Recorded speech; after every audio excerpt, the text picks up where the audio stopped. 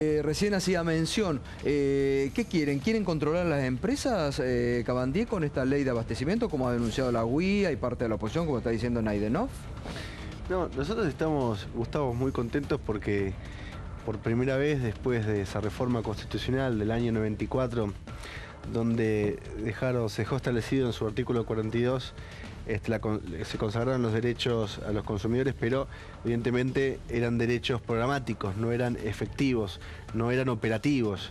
A partir de estas tres leyes que enviamos al Congreso, que entró por el Congreso de la Nación, nos va a permitir a los usuarios, los consumidores, es decir, a los argentinos, tener resguardados nuestros derechos. Antes el Estado lo declamaba.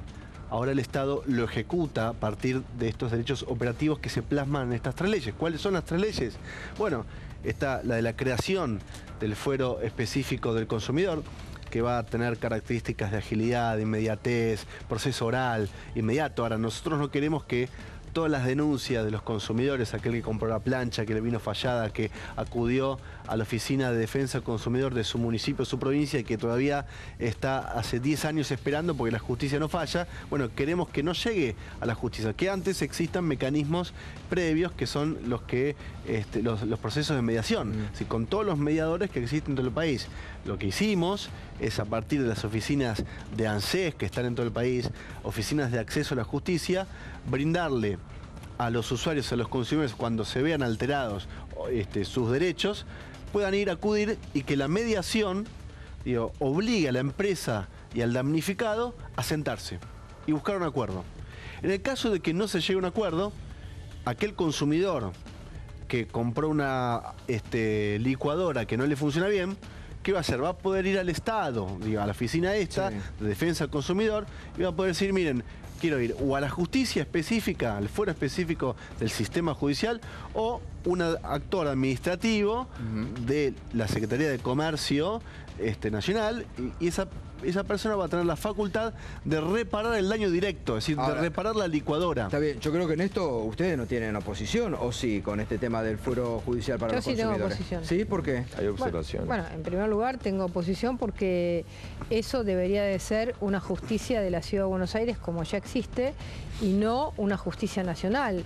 La justicia nacional, digamos, las provincias tienen su propia justicia, es decir, que en este caso deberían por las legislaturas aceptar este fuero, y la Ciudad de Buenos Aires tiene que crear su propia justicia, con lo cual crear una justicia nacional cuando ya no existe una jurisdicción nacional me parece que es un retroceso para la autonomía de la Ciudad de Buenos Aires. La justicia de menor cuantía la tiene que tener la Ciudad de Buenos Aires, y la tienen que tener las provincias en su autonomía, en este tema. El tema más serio es la ley de abastecimiento. Para darles un ejemplo muy concreto, Moreno sancionó a las consultoras con multas de 500, 600 mil pesos. ¿Qué podía hacerse con la ley del abastecimiento del 74? La consultora podía ir a la justicia, y la justicia era la que finalmente decidía. Llegó a la Corte Suprema y le dio la razón a las consultoras. ¿Qué pasa con esta ley? ¿Qué pasaría ahora con esta ley? Si Moreno o cualquier funcionario X fuera a hacer una nueva multa contra las consultoras primero tienen que pagar, terminar todo el mecanismo administrativo, y una vez que han terminado todo ese mecanismo administrativo, recién al final tienen una instancia judicial. Con lo cual, por ejemplo, lo que hubiera sucedido si esa ley hubiera estado vigente es que seguramente las consultoras hubieran tenido que cerrar, porque no podrían haber afrontado estas multas que les puso Moreno. A ver, ¿qué vendía? No, me parece que hay un error de la diputada Bullrich, porque el argumento en aquel momento para esas sanciones fue la ley de lealtad comercial, no de abastecimiento. Es decir, me parece que las críticas a estas tres leyes esconden en realidad una posición que a mí me parece saludable y bueno que se pueda poner en discusión al conjunto de la sociedad y obviamente a las dos cámaras. Es decir, ¿quién está a favor de las empresas y quién está a favor de los derechos de los usuarios y los consumidores? Efectivamente, en una relación de consumo, la parte débil es obviamente el consumidor. Es decir, entonces el Estado constitucionalmente tiene la obligación de defender al consumidor. Y es lo que estamos haciendo. Ahora, fíjense la crítica a la ley de abastecimiento. Es una reforma, como bien dijo, de una ley que fue sancionada en julio del año 74, que fue suspendida en el año 91, en la década menemista, y fue vuelta a restablecer en el año 99. O sea, en el gobierno de la Alianza, que conformó la diputada. O sea, se restableció en el 99 por un decreto, la ley de abastecimiento. Bueno, nosotros la modificamos. ¿Para qué? Para sacarle, entre otras cosas, los aspectos penales. Porque no creemos que haya que, mandar a la cárcel a los empresarios que incumplen. No creemos que haya que expropiar. Entonces, le sacamos los aspectos penales, la actualizamos, los montos, las multas, que la última actualización, ¿quién la había hecho? La había hecho otro gobierno, en el 2002, el gobierno de Duhalde. Ahora nosotros volvemos a actualizar los montos, subimos de 1 millón a 10 millones y establecemos el piso en 500.000 pesos como rige, perdón, 500 pesos como rige actualmente. A ver, senador. No, a ver, vamos a dejar las cosas en claro. Esta no es una ley que defienda a los consumidores. Separemos la creación de la justicia federal y nacional, que también yo tengo muchísimas objeciones por la creación de una auditoría y por la transferencia de jurisdicción en el ámbito provincial. A ver, vamos a hablar de la ley de abastecimiento. Esto no es una cuestión romántica de que estamos defendiendo a los consumidores. Esto es una ley extorsiva, esta es una ley de apriete, es una ley que desde el discurso el gobierno nos dice, señores, hay que intervenir en la cadena de formación de precios porque los precios se disparan, en la cadena de intermediación, con los supermercadistas y con los grandes grupos que forman los precios, las grandes corporaciones. Ahora, el problema está que si uno analiza fríamente, la posibilidad que hoy va a tener con superpoderes su secretario de Comercio, no solamente puede fijar precios mínimos y máximos, puede intervenir en la cadena de producción, en todos los niveles de la cadena de producción, y este secretario de Comercio también puede ordenarte producir con un determinado costo. Entonces, ¿y qué significa esto? Que se aplica al pequeño, al mediano, al gran productor, al pequeño, al mediano y al gran comerciante. No hay una diferenciación entre los grupos que se quieren supuestamente combatir porque nunca aplicaron la ley de defensa de la competencia. Y otro tema, el problema central de la Argentina en materia económica es la inflación. Y este es un gobierno que supuestamente ataca fundamentalmente los costos de la oferta por esos grupos económicos concentrados, pero con estos mismos grupos, con esta misma cadena de intermediación, del 2003 al 2005-2006, la Argentina tenía una inflación promedio del 5%. Y no se modificó nada en la cadena de la oferta. Y hoy tenemos una inflación que puede terminar en el 37, 38 o 40%. Este gobierno devalúa en 12 meses el 50% la moneda. Y el valor del salario promedio de los incrementos fue del orden del 30%. Ahora, ¿en qué país civilizado puede haber un comerciante que no traslade medianamente esos costos de producción en el orden del aumento salarial un poco menos? Entonces yo creo que eligen el camino de la extorsión y del apriete para lo macro cuando lo micro fracasó. Cuando se intervino en la cadena del trigo, ¿cómo terminó la cosa? Con menor producción de trigo.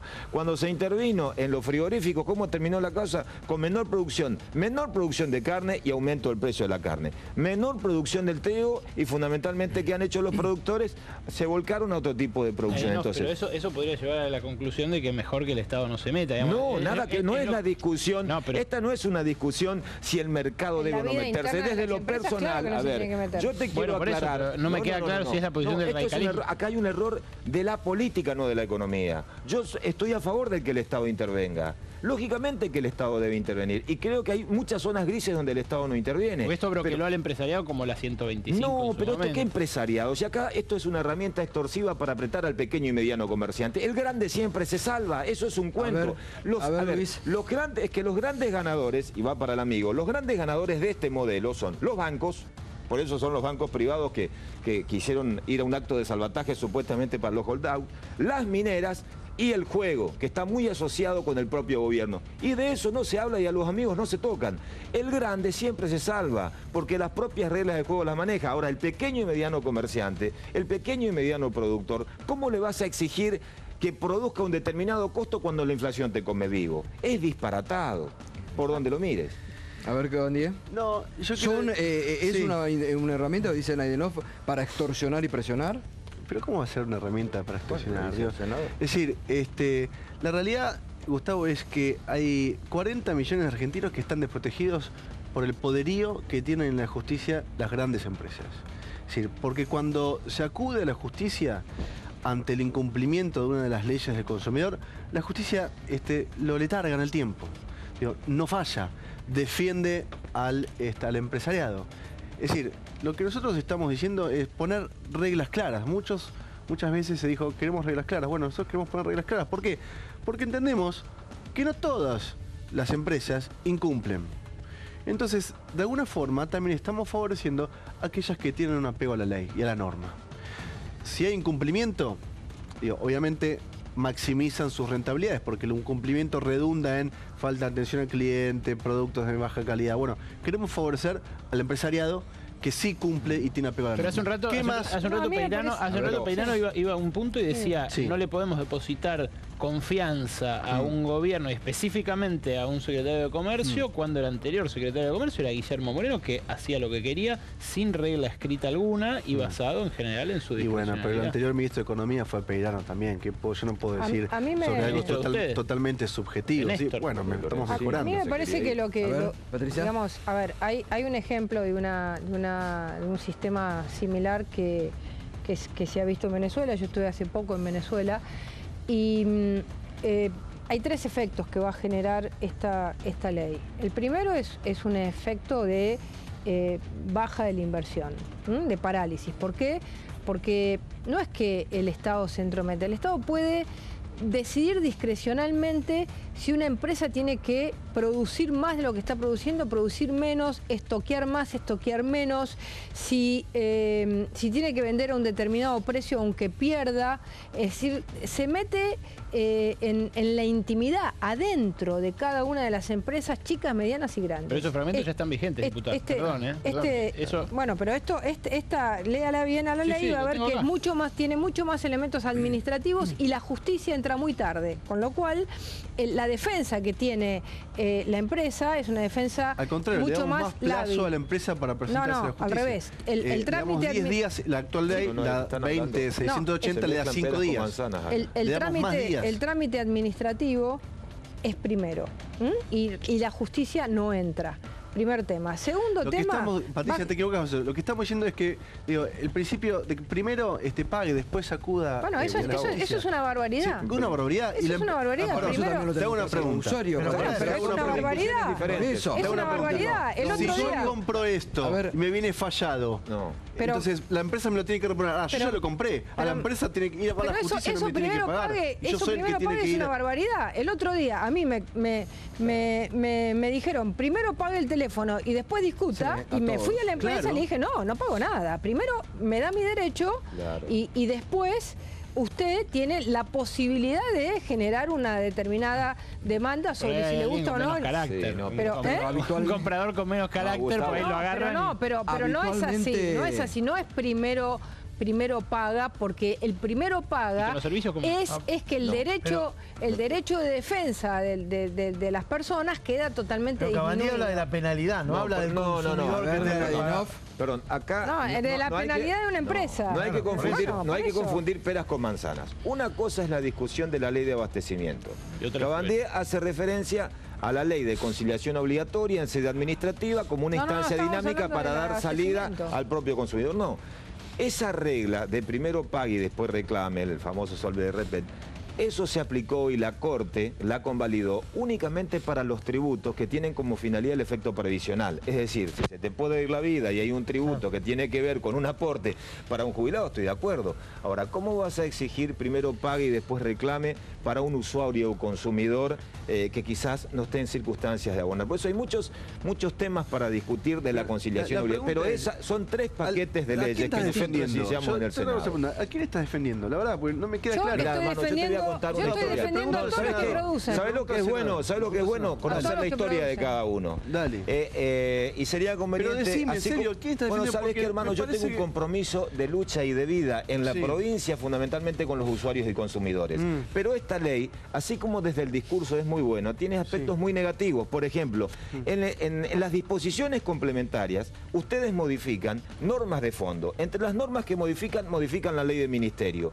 Y el Ministerio de Economía tiene facultades para intervenir de manera discrecional. Entonces, una parte es el capítulo de la conciliación obligatoria para que yo como consumidor pueda reclamar ante el Secretario de Comercio en un registro público de conciliadores, y después me creas una instancia, la Justicia Nacional y Federal en el ámbito de la ciudad, y me tirás en la justicia provincial, en los juzgados federales que sean competentes para resolver esas cuestiones. Y los juzgados federales, por ejemplo, de mi provincia, hay 2 juzgados federales, no están designados los jueces.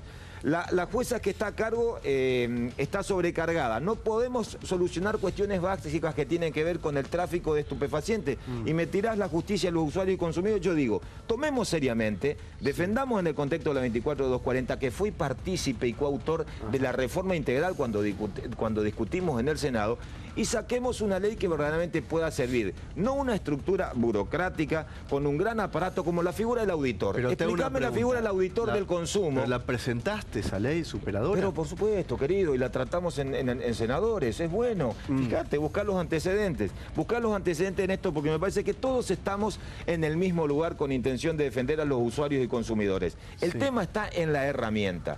En la cuestión de la creación de 8 juzgados nacionales y federales en el ámbito de la ciudad, bueno, está la posición de Patricia, que tiene que ver con las propias competencias de la ley Cafiero, que es la ciudad la que tiene que fijar su propio marco. Lo que yo creo es que quizás sea mucho más conveniente que en el ámbito de las provincias sean la propia justicia provincial las que se aboquen al conocimiento de los usuarios y consumidores, y no la justicia federal, porque la justicia federal está desbordada, y esa es una cuestión que hay que manejarla desde la faz práctica. Estamos hablando de lo mismo, pero una jurisdicción que debe ser respetada en el orden provincial. Después me pasás los números de las leyes que presentaste, lo voy a investigar, pero quizás podemos sacar algo positivo. Preside la Comisión de Derechos y Garantías. Lo que yo te pregunto, en relación a de qué posición tenés y a quién defendés, es porque, digo, muchas veces ha pasado que, por ejemplo, tu partido dijo, estamos a favor de los derechos humanos, pero en el 2004 se abstuvieron de votar las leyes una asociación que derogaban la audiencia. Sería bueno, un día cuando tengas tiempo tomamos un café. Yo integré una asociación que se llamó Red Solidaria Asistencia Jurídica Gratuita al Vecino. Está bien, y prácticamente dejé mi profesión porque yo conozco tu historia y atendíamos gratis a la gente por los abusos que cometió el PJ en mi provincia cuando privatizó el servicio de agua y luz y dejó a la gente en absoluto desamparo.